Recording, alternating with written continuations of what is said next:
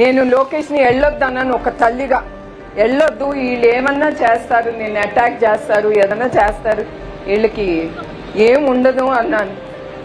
అన్నప్పుడు ఆయన లోకేష్ ఒకటే చెప్పారు, అమ్మ నేను ఇంట్లో కూర్చున్నా వాళ్ళు ఏమన్నా చేయగలరు, నేను వెళ్తాను, నేను వెళ్ళి మన తెలుగుదేశం పార్టీకి నాకు ఇప్పుడు అవసరం, నేను వెళ్తాను, వాళ్ళే ఉన్నారు నాకు అని. ఇప్పుడు మిమ్మల్ని అందరినీ చూస్తే ఆ నిర్ణయం కరెక్ట్ అని ఇప్పుడు తెలుస్తుంది.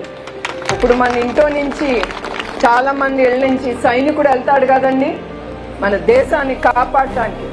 అట్లానే నేను అనుకున్నాను, నా బిడ్డ వెళ్ళనే, మన తెలుగుదేశం బిడ్డలు కానీ ఆంధ్రప్రదేశ్కి అతను అవసరం, అతను కాపాడుతాడు ఆంధ్రప్రదేశ్ని. ఎట్లా నాకు మా ఆయన మీద నమ్మకం, అట్లానే మా అబ్బాయి మీద కూడా నాకు అంత నమ్మకం. అతను తప్పకుండా మిమ్మల్ని అందరినీ ముందుకు తీసుకెళ్తాడని.